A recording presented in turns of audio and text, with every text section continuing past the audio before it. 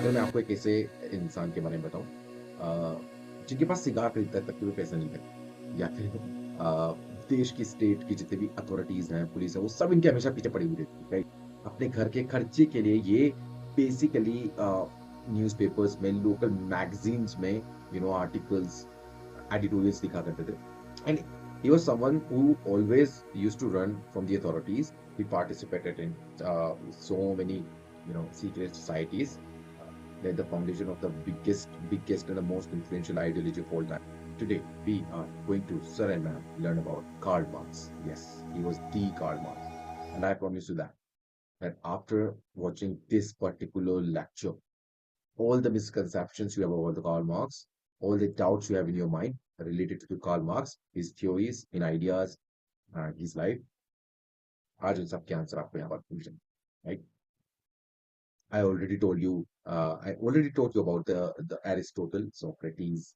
I told you about the Confucius, Plato, right? Uh, Machiavelli, Niccolo Machiavelli, John Thomas Hobbes. Yes, you can find the links of the playlist in the description. You can go and watch it. But today I'm very excited about this particular philosopher and the political thinker, the Karl Marx. I hope आप सब can after know what happened. So today we will going to learn the influence of the Karl Marx perspectives, his theories, his various ideas, dialectical material, very crucial aspect. So many questions were asked in the past. Right? Well, okay. So Karl Marx, he was basically lived during the time of 1818 to 1883. Remember? There was a very crucial thing that he was truly the last of the greatest critics in the Western intellectual tradition. Yes. First of all, he's a brilliant chess player, and he used to play with his lifetime partner, Frederick Engels. जब इनके पास पैसे नहीं होते थे ना अपने घर खर्ची के लिए, कौन पैसा देता था? फ्रेडरिक एंगल्स दिया करते थे, sir ma'am, because he was rich. Frederick Engels के बारे में बात करेंगे हम, राइट? अच्छा अच्छा, मैंने अभी अभी आपसे कहा कि was the last one of the greatest critic of the west intellectual tradition. Why and how? See, एक इंसिडेंट सुना था, बहुत छोटा सा है. आपने नाम सुना होगा प्रूदो का. Proudhon, he was the greatest anarchist, है ना? द अनार्किज्म का जो आइडिया था, इन्हीं से बहुत बड़ा ही जो प्रेवलेंट हुआ. इन्होंने इसका बड़ा प्रचार किया. सो इन द बिगनिंग जो कार्ल मार्क्स थे बहुत इन्फ्लुएंस हुए थे प्रोदो से, राइट? उनकी स्पीचेस वगैरह, उनकी इनकी रैलीज वगैरह में काफी जाया कर. And after meeting the Engels also was very very influence with Proudhon because of his ideas. अब आइडियाज तो इसलिए ना सर, अनार्किस्ट का क्या आइडिया होता है? देखिए, Karl Marx was not anarchist. Yes, मुझे पता है कि बहुत सारे इंटरनेट और गूगल वाली चीजों में आपको पता चलेगा, बहुत सारे लोगों ने कहा कि was an anarchist, but no, he, मैं फिर से बता दूं, Karl Marx was not an anarchist, right? He was a supporter of the stateless society, but he was not a आपके anarchist. अब क्या डिफरेंस है बताऊंगा आपको. Now he basically he along with Engels, प्रूदो के थॉट्स को सुधारा इन्होंने, कंपाइल वगैरह किया. प्रूदो वगैरह बोल करके चले जाते थे, उनकी स्पीचेस वगैरह, इनको सुधारा बेसिकली कार्ल मार्क्स ने. उसको कंपाइल करके भी प्रेजेंट किया प्रूदो कि भाई आप इसको देख लीजिए अच्छे से, हमने ये सब चीजें लिखी आपके लिए. बट आफ्टर सम टाइम इनका जो मन था ना, वो उछट गया था इन सब चीजों, उनके थॉट्स वगैरह से. अब Proudhon was the bluntly anarchist, वो बोलते ही था, I am an anarchist. But on the other hand, Karl Marx तो who never said that I am an anarchist, बल्कि इन्होंने उल्टा बोला कि I am not an anarchist. So इन्होंने क्रिटिसाइज भी किया प्रूदो को, या इन्होंने क्रिटिसाइज भी किया प्रूदो को. That's why we said, we call him the greatest critic, right, of the western intellectual tradition. तो जो इनके आइडियाज थे ना, he was very very very decisive influence था इनका all aspects of the human endeavour, है ना? इन्होंने study of history and study of society को सुधार दिया एक तरीके से हम देखा जाए तो, राइट? बहुत ही ज्यादा इन्फ्लुएंस इनका इन सब चीजों. एंड इनके जो आइडियाज थे, ये जो इनका इन्फ्लुएंस था, it significantly change the anthropology, the arts, the cultural studies, history, law, literature, philosophy, political economy, yeah, very crucial part, and political theory and sociology, by establishing a link between the economic and the intellectual life, right? So he's someone who, just not just only seems like someone who is very intellectual through his book. No, sir, ma'am, he lived a very intellectual life in itself, right? क्योंकि इनकी wife भी काफी intellectual थी, हाँ, right? जो प्रूदो पे इन्होंने जो क्रिटिक लिखा था, उसका टाइटल इनकी वाइफ ने दिया था, right? There is also some differences in between आपके the young Marx and the आपके old Marx, right? Mature Marx जिनको हम बोलते हैं, ये भी आपका क्लियर करवा दूंगा, सुनते जाओ बस, right?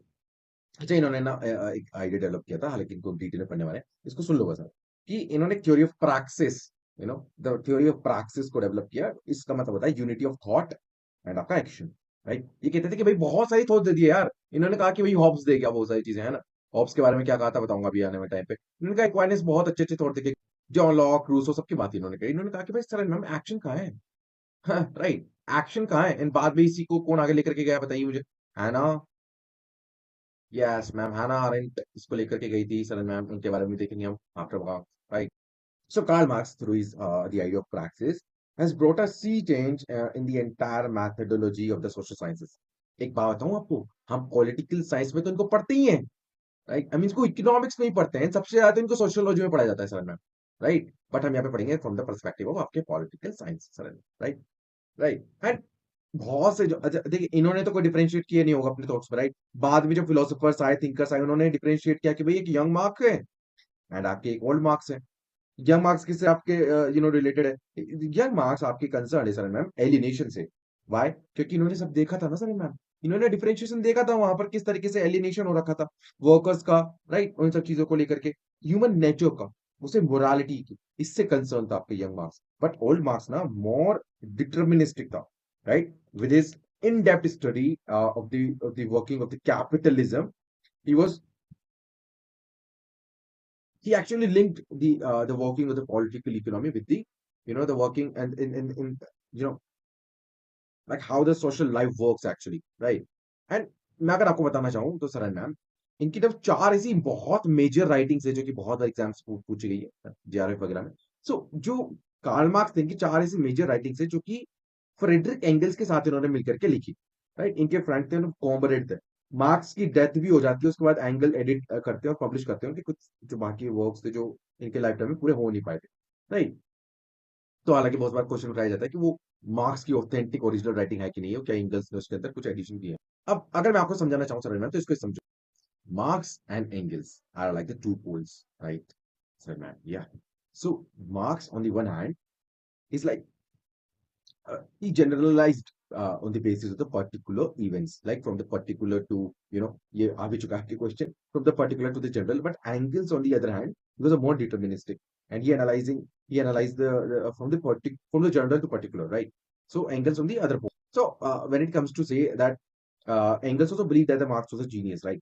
While at the best he was very talented, Marx was on the one hand is an innovator. What? And innovator. On the other hand, Engels was a popularizer. Why? Popularizer sir ना, ठीक है। अच्छा सुनिए, इन सब के ना notes आपको ये सब मैं प्रोवाइड कर दूंगा, ठीक है। तो टेलीग्राम आप डेफिनेटली जाके ज्वाइन कर लीजिए, लिंक तो आपको डिस्क्रिप्शन में मिलेगा ही। It's they are wonderful notes, wonderful wonderful. आपको जो है काफी सारे आंसर्स तो यहीं से रेडीमेड डेफिनेटली मिल जाएंगे, राइट। अच्छा, इनकी ना इंग्लिश बड़ी कमजोर थी सर ना, इनकी इंग्लिश बड़ी ही कमजोर थी in the beginning. And so what he did he actually used to spend so many hours in the library. He learned English by himself. He was a self-taught learner, sir and ma'am. He was a self-taught learner. English खुद से इन्होंने सीखी library में बैठ करके।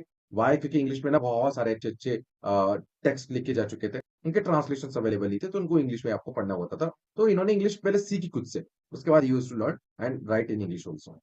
He was also, I mean, इनको बताया जाता है the first thinker who became the advocate of poor and the exploited class, right? Why? Because इनका जो मेजर आइडिया रहता था, इनका आइडिया तो एम तो वही था कि ह्यूमन लिबरेशन होना चाहिए, ह्यूमंस का लिबरेशन हो।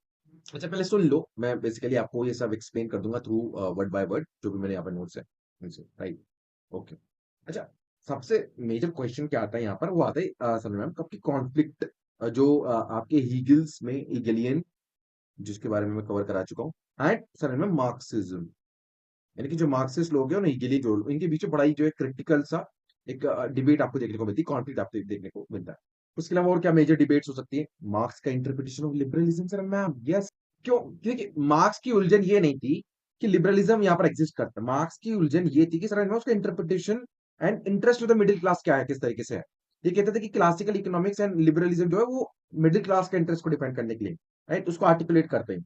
कौन? आपके जो क्लासिकल और लिबरलिज्म ये सब है ना। इन्होंने even he propose to create a social philosophy that was in tune with the aspiration of the rising proletariat, जो कि उनके उसके टाइम पे रहा था। रिमेंबर हमने बात करी थी, हीगल ने भी फ्रेंच रेवोल्यूशन की तरफ देखते हुए कहा था that it was an indication of the demise of the feudalism, right. लेकिन हीगल ने कंटेंट किया था दैट जो रिवॉल्यूशन होता है, it culminate in the emergence of the nation state. लेकिन कार्ल मार्क्स ने ये कहा, कार्ल मार्क्स कहता था it is a prelude to a more fundamental and total revolution. मतलब कहते थे, देखिए हीगल क्या कहता, हीगल कहता है, सर नाम सुन लेना एक बार ध्यान से, याद हो जाएगा आपको कि भाई रेवोल्यूशन हो गया, फ्रेंच रेवोल्यूशन हो गया आपका, इसके बाद आपका इमरजेंस होता है नेशनल स्टेट आ जाएगा, उनकी स्टेट थ्योरी की हमने बात करी थी, राइट। ये कहते हैं कि नहीं, ऐसा नहीं है सर मैम। अब ये कहते हैं कि भाई इससे तो एक नई क्लास का इमरजेंस होगा एंड उससे टोटल रेवोल्यूशन आएगा बियॉन्ड द नेशन स्टेट्स। तो ये डिफरेंस है, बेसिक डिफरेंस है, कार्ल मार्क्स की थिंकिंग कहां तक जाती है, इसको आपको आपका एस्टिमेशन लग जाएगा इस चीज को लेकर। एंड क्या क्यों बोला कार्ल मार्क्स ने, उन्होंने ये बोला क्योंकि हीगल ने मिस कर दिया कि फ्रेंच रेवोल्यूशन के बाद भी मिडिल क्लास का जन्म हुआ, उन्होंने नोबिलिटी का डिस्ट्रक्शन कर दिया, and that was essentially a political revolution according to the Karl Marx. तो जब पॉलिटिकल आपका रेवोल्यूशन हो चुका है, इसके बाद क्या आएगा सर मैम? सोशल रेवोल्यूशन आएगा, नहीं आएगा? बिल्कुल सर मैम, यही तो कहा इन्होंने कि भाई अब प्रोलेटेरिएट के द्वारा यहाँ पर सोशल रेवोल्यूशन भी लेकर के आया जाएगा। And that's why he said there should be, he actually advocated the socialization of industries and socialization of land to complete the revolution that began in the France। आपको एक सीक्रेट बताऊं, पता है ऐसा तो है नहीं कि कार्ल मार्क्स के पहले आपका सोशलिज्म रहा नहीं होगा, राइट। कार्ल मार्क्स को क्या बोलते हैं, as a philosopher of the socialism, right. But ऐसा तो नहीं ना, हमने बात करी प्लेटो, एरिस्टोटल, हमने बात करी थी रूसो, है ना, उस टाइप पे। तो पता है कार्ल कार्ल मार्क्स क्या बोलते हैं उनको, उनको बोलते हैं कार्ल मार्क्स उटोपियंस। व्हाट? उटोपियंस है नाम। क्यों? क्योंकि उस टाइम पे वो लोग क्या एम्फेसिस करते थे, क्लास हार्मनी पे, नॉन रेवोल्यूशनरी पॉलिटिक्स पे। But he himself was a revolutionary, right. लेकिन ऐसा नहीं है, कार्ल मार्क्स इनको बहुत इस तरीके से नहीं कि कुछ सीखा ही नहीं इनसे, बहुत कुछ इन्होंने सीखा उनसे। He learned a lot from the utopian socialist. इनके काफी सारे आइडियाज भी इन्होंने बोरो किए। अच्छा, कार्ल मार्क्स का रिलेशन यूटोपियन से वैसा ही था जैसा आपका, जब हम बात करते हैं प्लाटो का रहा था सोफिस्ट से, राइट।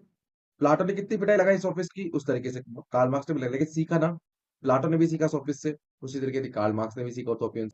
अब कार्ल मार्क्स उटोपियंस के खिलाफ जाकर के तो इन्होंने बोला कि मेरा साइंटिफिक थिंकिंग है, साइंटिफिक सोशलिज्म, यहाँ पर देखो ये सब लिखा हुआ है, यहाँ पर मैं आपको एक्सप्लेन कर रहा हूँ, राइट। तभी तो इन्हीं इन्हीं के तो खिलाफ जाकर के बोला कि भाई इनमें कमी है, मैं लेकर के आया हूँ साइंटिफिक सोशलिज्म, इसकी बात करते हैं, ये इंप्लीमेंट करेंगे, एग्जीक्यूट करेंगे। क्यों क्यों बेसिकली साइंटिफिक बोला इन्होंने, इसलिए बोला सर मैम कि भाई इन्होंने बहुत ज्यादा जो लॉज ऑफ सोशल डेवलपमेंट है उसका स्टडी किया, कैपिटलिज्म का किया, है ना। इन्होंने he was actually sought to prove that कि जो कैपिटलिज्म का डिस्ट्रक्शन है वो इनएविटेबल है।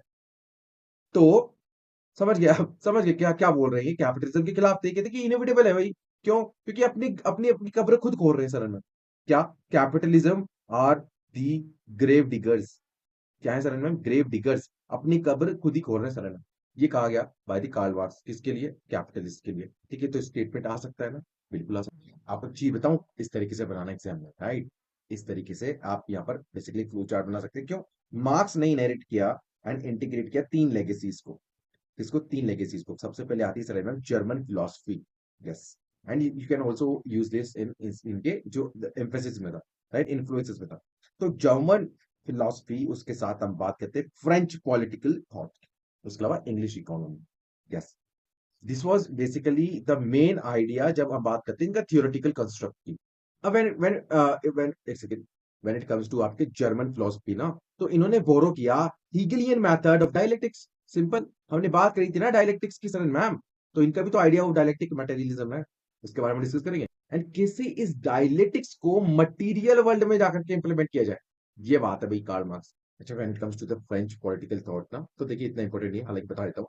He was basically he accepted the idea of apocalyptic change motivated by the messianic idea, which is not so important for me. I mean for you, right, for the examination perspective.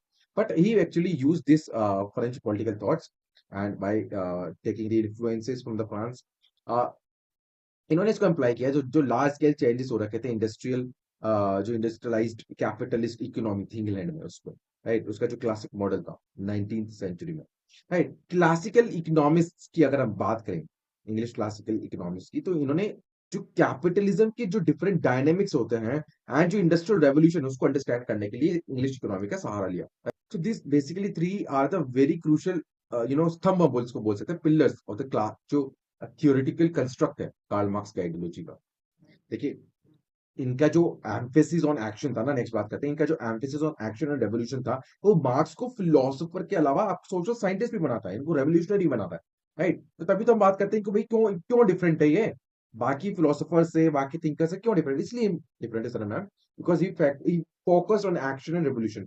That's why Hannah Arendt also very different political philosopher. हालांकि मानते हैं सब लोग हिगेलियन concepts का इस्तेमाल इन्होंने किया है, मानते हैं, बट उसका डिफरेंट, वेरी डिफरेंट मीनिंग भी तो इन्होंने दिया सर ना। He was very very crucial critique of Hegelian idealism and जिनका materialist interpretation of the history, which is the core, which is the आपके the core of Marxism। अच्छा, इनकी इनकी ना इनके इनकी काफी सारी पोएम्स थी जो कि इनके इनके द्वारा लिखी गई थी, तो जेनी वॉन वेस्टफैलन। इनकी जो डॉक्टरल थीसिस थी, कोई पता है कब जिनकी डॉक्टरल थीसिस का क्या नाम था? The difference between the Democritean and the Epicurean philosophies, इनकी थीसिस का नाम था। उसके अंदर भी इन्होंने काफी सारी चीजें बताई थी। हालांकि कहता है कि हीगल बहुत ही जायंट थिंकर है, हीगल बहुत ही जायंट थिंकर है। इसके पहले मैंने इनको कवर किया था, एक बार जा करके देखना, मजा आएगा आपको। ये कहते हैं कि हीगल बहुत ही जायंट थिंकर है, बट इनकी पोएम और डॉक्टरल थीसिस को देख करके पता चलता है कि भाई German political thinker, German German idealism से थोड़ा सा डिससेटिस्फेक्शन रखते थे, है ना, बिकॉज वो मटेरियलिस्ट, आइडियलिस्ट तो थे नहीं है, इसलिए सब। ठीक है, तो ये सब चीजें हैं। अब सुनाता हूँ बहुत मजेदार चीज आपको। अब सुना मेरी बात बहुत ध्यान से सर, ये सबके नोट्स आपको अवेलेबल करा दूंगा in a very very well written format. बस ऐसे समझ लो इसको, जिंदगी भर नहीं भूलोगे। मैंने आपको गारंटी दी है कि in the beginning of the lecture कि भाई जिंदगी भर नहीं भूलोगे, कहीं और से पढ़ने की जरूरत नहीं पड़ेगी कार्ल मार्क्स। राइट? इतना सा ध्यान दो, मेरी बात मानो, सुनो इसको बहुत ध्यान से। ठीक है, लाइफ स्केच के बारे में बात कर लेते हैं सर ना। तो मार्क्स का जन्म ना कहाँ पर हुआ था सर ने? 5 मार्च 1818 में। ठीक है, 5 मार्च 1818 में। एंड ये जो फैमिली थी प्रीडोमिनेटली कैथोलिक सिटी जो ट्रायर में थी इन द राइलैंड, एक जूइश फैमिली में हुआ था। राइट? कैथोलिक सिटी थी बट जूइश फैमिली थी इनकी। इनके फादर जो थे हेनरिक, वो एक बड़े ही जो है बड़े ही बहुत बड़े जमींदार के बेटे थे, है ना, ट्रायर में ही, ट्रायर। तो जो फादर के साइड से इनके थे बहुत ही इलिस्ट्रियस एंसेस्ट्री थी, मतलब पैसे वाले थे काफी। इनके फादर खुद एक बहुत ही सक्सेसफुल लॉयर थे। इनके चाचा एक बहुत सक्सेसफुल बिजनेसमैन थे। आपने एक कंपनी का नाम सुना होगा, फिलिप्स इलेक्ट्रिक कंपनी, वो भी इन्हीं के चाचा ने स्टैब्लिश। इनके चाचा ने भी अपना धर्म परिवर्तन कर लिया था, right, but he could not leave his religion. And Karl Marx ने भी उनका भी जो है कन्वर्जन हो गया था 1824 में, because he basically conscious about the Jewish background. उस टाइम पे क्या इनकी कदर, मतलब बेसिकली किस तरीके से थी, कभी काफी दबा कुचला तबका था ये। हालांकि वेरी इंटेलिजेंट, वेरी क्रूशियल, बहुत कुछ दिया जूइश कम्युनिटी ने to the world. Okay, later 1824 में क्या होता है बेसिकली, हम ये हमने इसके बारे में डिस्कस कर लिया। 1824 में कन्वर्ट होता है, लॉ पढ़ने जाते हैं ये 1835 में बॉन में, university of Bon. And then ये जाते हैं यूनिवर्सिटी ऑफ बर्लिन। ठीक है, मैं आपको बता रहा हूँ स्टडी का बैकग्राउंड किस तरीके से, कहाँ से पढ़ाई करी इन लोगों ने, आई मीन कार्ल मार्क्स ने। तो पहला तो बंदा पढ़ता है लॉ अच्छे से रज के, ठीक है, उसके बाद ये पढ़ते हैं, फिर चले जाते हैं फिलोसफी में। राइट, और यंग इलियंस का इनके ऊपर इतना असर हो जाता है सर मैम, इनके ग्रुप में शामिल हो जाते हैं, बहुत सारे डिस्कशंस डिबेट्स में पार्टिसिपेट करते हैं। एंड इन्होंने अपनी डॉक्टरेट भी फिलोसफी में कंप्लीट करी 1841 में। ठीक।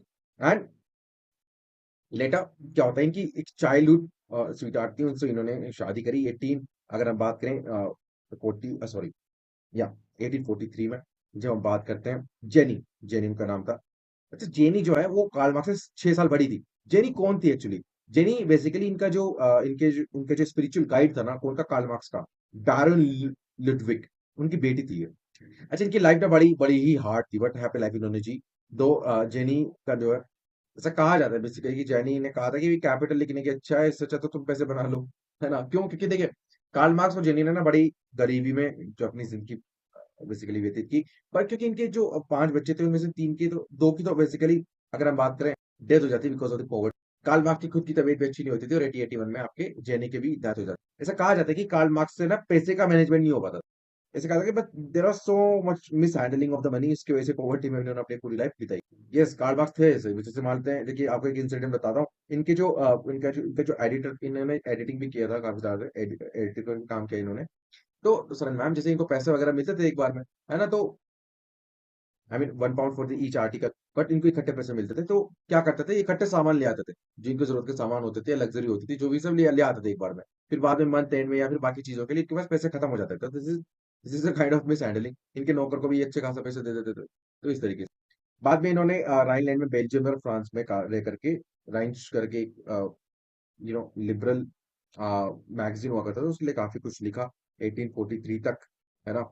एंड फिर उसके बाद ये 1844 में पेरिस आ गए, पेरिस से भगा, पहले इनको भगा दिया, फिर लंदन भगा दिया इनको, है ना, मतलब निकल कर भागना पड़ा इनको बेसिकली, अपनी इनके इनके इनके जो रेवोल्यूशनरी लाइफ की जो हरकतें थी उस टाइम पे जो स्टेट अथॉरिटी को पसंद नहीं आता, तो वर्किंग क्लास मूवमेंट की तरफ झुक गए, पॉलिटिकल इकोनॉमी की तरफ झुक गए, तो वहाँ काफी स्टडी किया, मार्क्स और इंगल्स ने मिलकर के फिर जर्मन आइडियोलॉजी लिखा, है ना, 1847। अच्छा, क्या आता है ना कि हर फ्रेंडशिप जो बहुत तगड़ी जो फ्रेंडशिप होती है, बहुत ही अव्वल दर्जे की, उसकी शुरुआत होने के पहले ना एक झगड़ा होता है। आप सबको पता होगा कि सबसे पहले जब आप स्कूल में गए होंगे, तो जिस पर्टिकुलर पर्सन से आपका मन मुटाव या फिर जिस भी तरीके से झगड़ा वगैरह था, बाद में भी आपका बहुत अच्छा बेस्ट फ्रेंड बन जाता है, राइट। उसी तरीके से एंगल्स और इनकी मुलाकात भी कुछ इस तरीके से हुई थी एडिटर के ऑफिस में, जब इनके पीछे एक बहुत बड़ी गलतफहमी थी किसी इनकी पहले की मुलाकात को लेकर के, बट देवर बोथ उन्होंने एक दूसरे की राइटिंग्स को पढ़ा हुआ था sir, ma'am, and they actually praising in front of each other कि भाई आपकी राइटिंग में ये सब अच्छा था और ये सब बुरा था। तो इन्होंने खुल खुल करके बात करी, उसके बाद इनकी जो इस तरीके से बातचीत हुई, एकेडमिक से स्टार्ट हुआ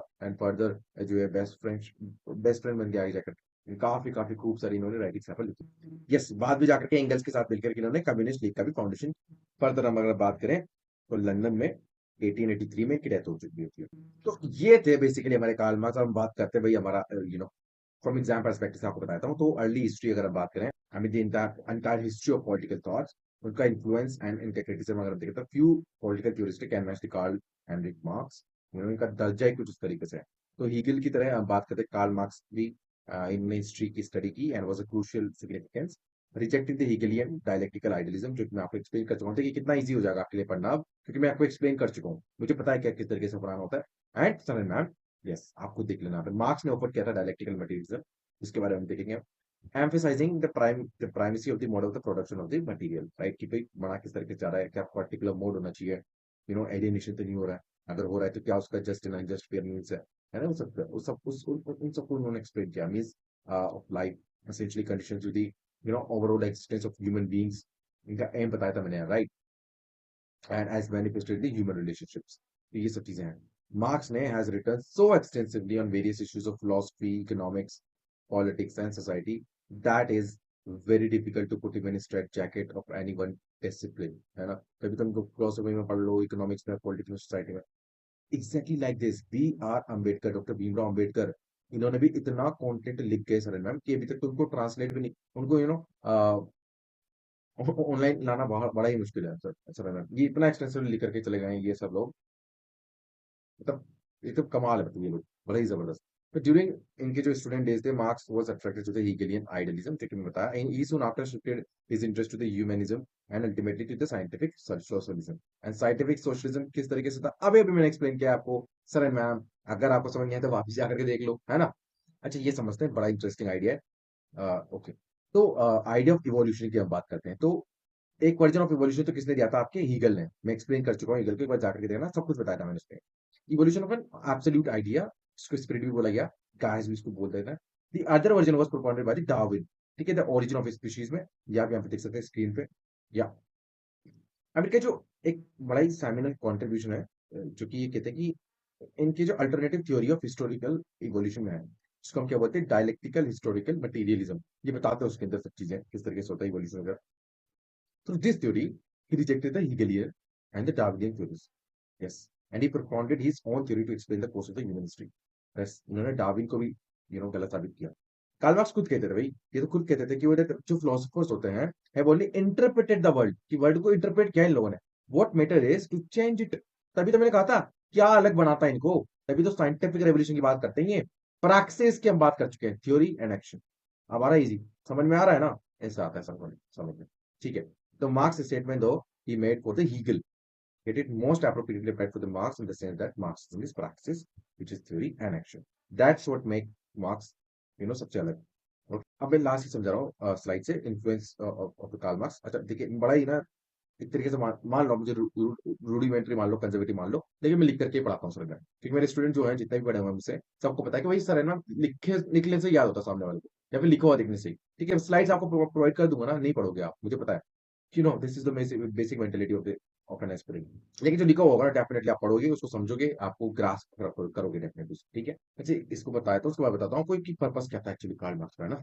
पर्पस समझ लिया ना तो सोल्व हो जाएगा समझना, आपकी लाइफ इजी हो जाएगी। बात करते हैं influence of the Karl Marx, तो अगर हम बात करें तो it is the influence the Karl Marx also only that, कि जो 1917 में अक्टूबर रेवोल्यूशन हुआ रशिया में, एंड 1991 में जो कोल्ड वॉर खत्म हुआ किस तरीके से कैपिटलिस्ट ब्लॉक कम्युनिस्ट ब्लॉक के बीच में लेकर के हम बात करते हैं, ठीक है, फॉल ऑफ बर्लिन वॉर, ये सब चीजें कार्ल मार्क्स कहीं ना कहीं बेसिकली हम बात करते हैं कि इन्फ्लुएंस करती है। Marks is the only philosopher इसके बारे में हम बात करते हैं, पॉलिटिकल आइडियोलॉजी है, मैंने बता दिया ये सब आपको, ठीक है, तो मजाक नहीं करा मैंने, जो आपको एक्सप्लेन किया मैंने स्टार्ट के 10-15 मिनट में, वो यही सब है, ठीक है। तो Karl Marx is considered as a god by his followers, and it is true that since 1991 the popularity of Marx is declined by, क्यों हो गए बताता हूँ अभी आपको, but it is wrong to say the Marxism has become dustbin of the history और sentiment blah blah ब्ला।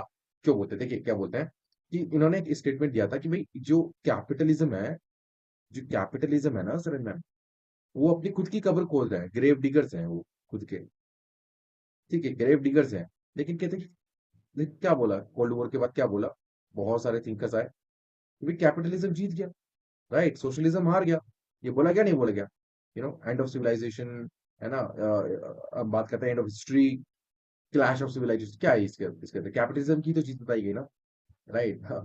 तो उसके बाद से क्या करा, इसकी पॉपुलैरिटी थोड़ा कम बताया जाता है, बट ऐसा है नहीं समझना, it's not just been of history और sentiments. So there is a revival of interest of the works of the Marx is the concept of global financial crisis, right? Remember, आपको बताता हूँ एक चीज, अभी खत्म नहीं हुआ है सर मैम, खत्म नहीं हुआ कार्ल मार्क्स, इनकी पॉलिटिकल आइडियोलॉजी, इनकी थ्योरी, अभी तो है, चेंजेस आ रहे हैं सर मैम, अभी आ रहे हैं चेंजेस, इनकी जो आइडिया, इनकी जो थ्योरी है, ऐसा माना जाता है, it is believe to be that we are actually moving towards the dream of Karl Marx. ऐसे बहुत से आर्टिकल्स हैं, बहुत से थिंकर्स हैं जो मानते हैं सर, बताऊंगा आपको, रिप्लेस दूंगा, मजाक नहीं कर रहा हूँ। So, the type of acknowledgement which has been received by the Thomas Piketty, who actually took the title Capital in 21st century, shows the influence of the Marxist ideas. ठीक है, एक एग्जांपल ये है। दूसरा, marks is the first thinker who talk about the perspective of the poor and the exploited class, बता दिया मैंने। This is Julius Caesar ने किया था। It is said that Mark sorry Julius Caesar, ये not Julius Caesar. It is said that जो Marx है dead और alive continues to haunt the capitalist, ठीक है, तो कार्ल मार्क्स का भूत जो है वो सताएगा कैपिटलिस्ट को, चाहे कुछ कर लो आप, ठीक है, ये है। तो ये बेसिकली कद है, बेसिकली ये मान्यता है कार्ल मार्क्स की, ठीक है, इतना पूजनीय है कार्ल मार्क्स अगर when it comes to the communist और socialist, right. It is because of the Karl Marx that ultimately the nature of जो कैपिटलिज्म है वो बदला, काफी बदला in the western countries, and उन्होंने जो वेलफेयर स्टेट का आइडिया है वो वहीं से तो निकला, है ना, उसके पहले थोड़ी होता था इस सब, दो जो Karl Marx is considered as a god who has failed, ठीक है, ऐसा कहा जाता है, but in the wide acceptance of welfare of acceptance of welfare state is in itself an acknowledgement of the success of Karl Marx. And not just this, there are so many other things which you need to learn, sir man, आने वाला है आगे, ठीक है। कुछ चीज बताता हूँ आपको, पर्पस बताता हूँ, देखिए अगर आंसर आए ना तो इस तरीके से लिखना। सबसे पहला पर्पस क्या था, इन्होंने एम किया था that ending the exploitation of the working classes, right, this is very crucial, इनका फर्स्ट थिंग ही था, है ना, human emancipation, and he was not the first philosopher who thought about ending the exploitation, there were scholars, जैसे अगर हम बात करते हैं कार्ल मार्क्स के पहले भी, but they have failed to achieve the objectivity जो कि कार्ल मार्क्स लेकर के आए, ठीक है। मार्क्स ने जो स्कॉलर्स थे यूटोपियन, उनको जो मतलब जो पहले इस तरीके के बिलीव रखते थे उनको यूटोपियन का, मैंने बताया आपको, है ना। अब ये जो यूटोपियंस वर्ड है ना, ये कहाँ से लिया इन्होंने, फ्रेंच रेवोल्यूशनरी हुआ करते थे एक लुइस प्लांट करके, वहां से इन्होंने उठाया, ठीक है। अब इन्होंने कहा अपनी थ्योरी को scientific socialism, right, scientific socialism, he called the theory as praxis, right, theory plus action. He used to say that the philosophers have interpreted the world, but what it matters to change it, right? And Marxist socialism is violent also. Yes, it is violent, and he was convinced the socialism can come only by violent overthrow of the capitalism, ठीक है, ये बात जरूर करते हैं। Remember माओ ने क्या कहा था, माओ ने जो माओइज्म को लेकर कहा था, माओ ने कहा था that power comes from the barrel of the gun. ये क्वेश्चन आया हुआ है यार, यूपीएससी में भी आया हुआ है, जेआरएफ में भी आया हुआ है। अच्छा पता है वायलेंस के लिए कहा, क्या कहा कार्ल मार्क्स ने, कार्ल मार्क्स ने कहा दैट वायलेंस ना, वायलेंस ही लिखा हुआ है मैंने सब कुछ, violence is actually the midwife of the social change, and there has been no birth without the blood. कितनी जबरदस्त बात की गई है कि there will be no birth without the blood, समझने वाले समझदार है। कार्ल मार्क्स अपील करते हैं वर्किंग क्लास से for the revolution in the in his work, जो कार्ल मार्क्स का वर्क है, workers of the world unite, you have nothing to do, nothing to lose except your change, ठीक है। ये कहते हैं कि workers of the world unite, ये इंडियन रिवोल्यूशनरीज कौन, रिमेंबर आई वाज सेइंग, क्या बोलते हैं असेंबली में, workers of the world unite, long live revolution, down with imperialism, ठीक है। तो ये डेप्थ है, ये डेप्थनेस है, उन्होंने भी पढ़ा कार्ल मार्क्स को काफी बार, है ना, लेकर के आऊंगा बिल्कुल बड़ा इत्मीनान से, आराम आगे चल के मैं बताऊंगा आपको कि what is the difference between the socialism and the Marxism also, right. This lecture is going to be long, right, सब कुछ इसके अंदर कवर कराना है मेरे को। अभी इतना सा हिंट दे देता हूँ कि every communist is socialist, but every socialist is not communist. ये सोचना इसके बारे में। एंड जिसे कहा जाता है कि एक बहुत जितना ही बड़ा रेवोल्यूशनरी होता है ना, वो उतना ही रोमांटिक होता है। अब रोमांटिसिज्म की बात मैंने आपको एक्सप्लेन की थी, है ना? तो ये कौन सा रोमांटिसिज्म की बात करते हैं? या तो कार्ल मार्क्स का एक पेज आया था जिसके अंदर बात, poetic page, yes, Karl Marx was a poet also. या तो इनका जो पोएटिक पेज था बहुत ही शॉर्ट लिव था। हालांकि इनकी जो लेटर लाइफ है, जब mature Karl Marx, old Karl Marx की बात करते हैं, उस टाइम पे इनका इंटरेस्ट जो था वो अपनी ही पोएम में बड़ा ही कम हो चुका था, लेकिन इनका interest poetry in general basically continue रहा। तो बहुत ही वेल वर्स थे ये, मैंने कहा ना आपको, ये शेक्सपियर में, जर्मन जर्मन पोइट्स में काफी रहा करते थे। इनके फादर, इनके जो बात करते हैं जेनी के जो फादर थे, इनके मैन था, उन्होंने इनको काफी ज्यादा इसके लिए इन्फ्लुएंस किया। बॉर्न यूनिवर्सिटी में जब मैंने आपको एक्सप्लेन किया था कि मार्क्स जो है पोइट्स क्लब से काफी ज्यादा उसमें पार्टिसिपेट करते थे, उसके मेंबर हुआ करते थे, जिसमें पोइट्स क्लब। बताऊं आपको एक चीज, एक सीक्रेट बताऊं, इन्होंने काफी ना फिक्शंस भी लिखे, ट्रेजेडी भी लिखे, बट सर मैम वो खो चुके हैं। यस, 1836 में कहीं पता, मतलब क्या कुछ हो सकता है reason, but they were lost actually.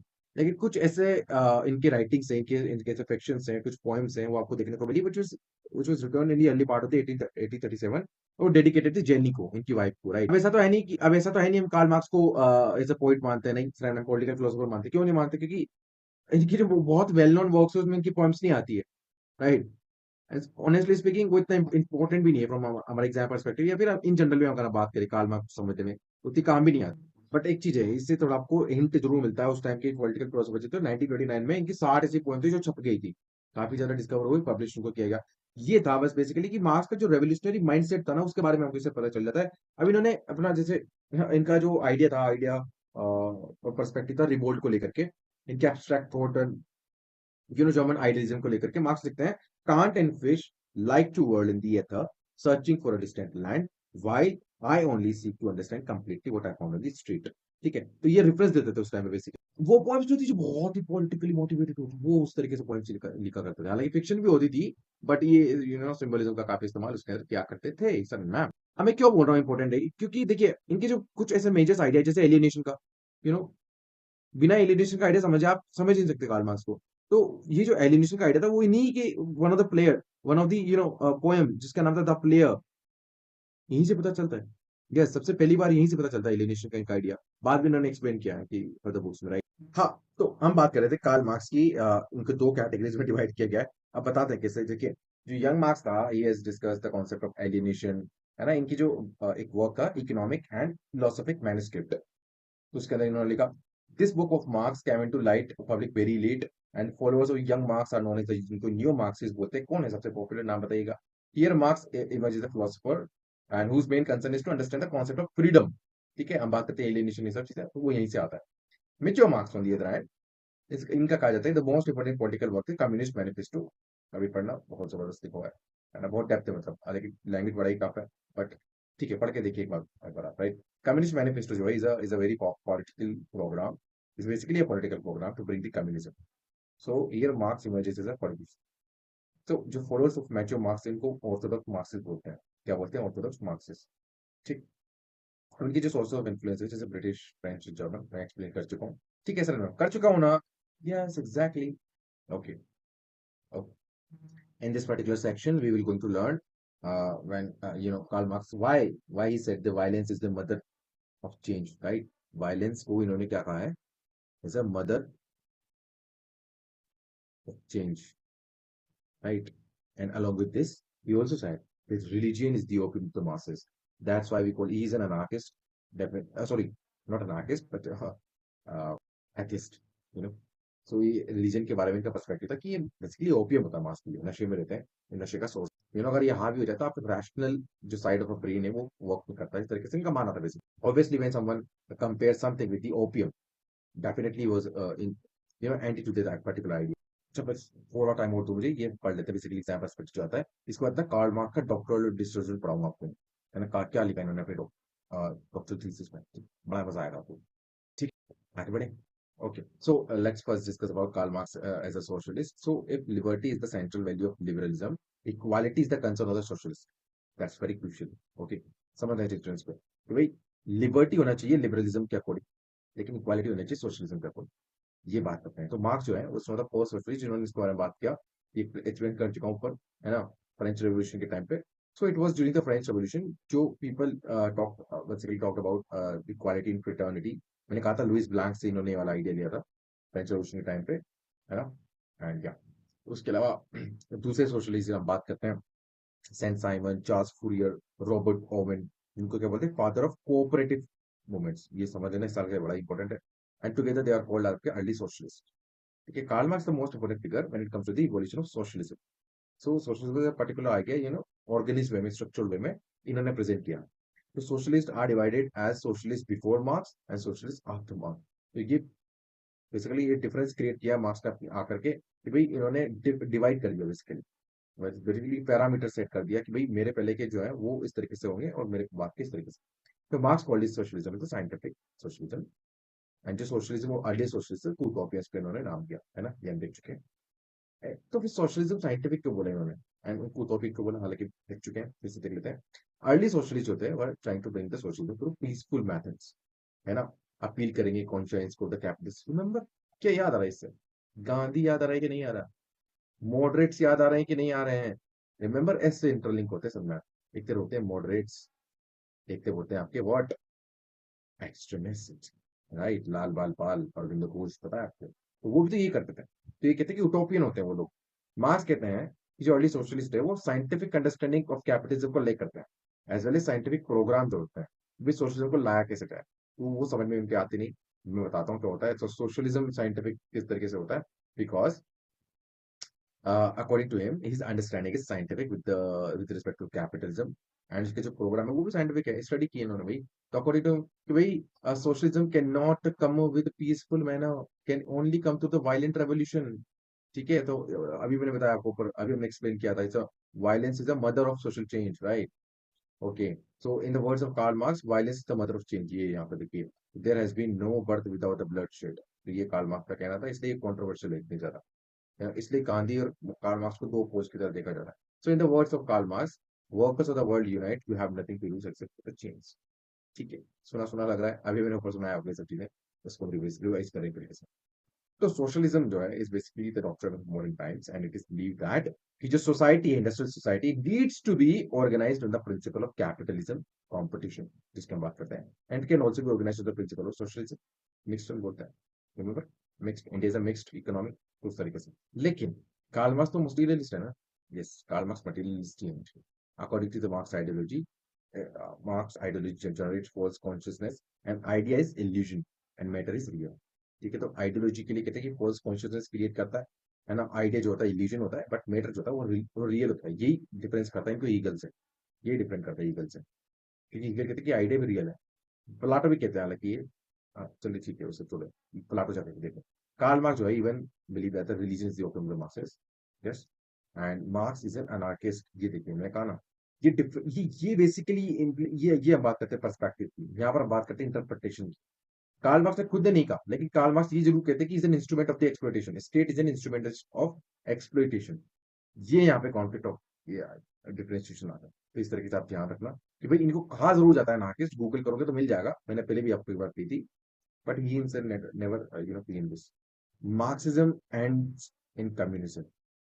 क्या बोलते हैं, जो कम्युनिज्म है is an copy of the Karl Marx, and it is a classless status society, it is a state of perfect freedom and ultimate happiness.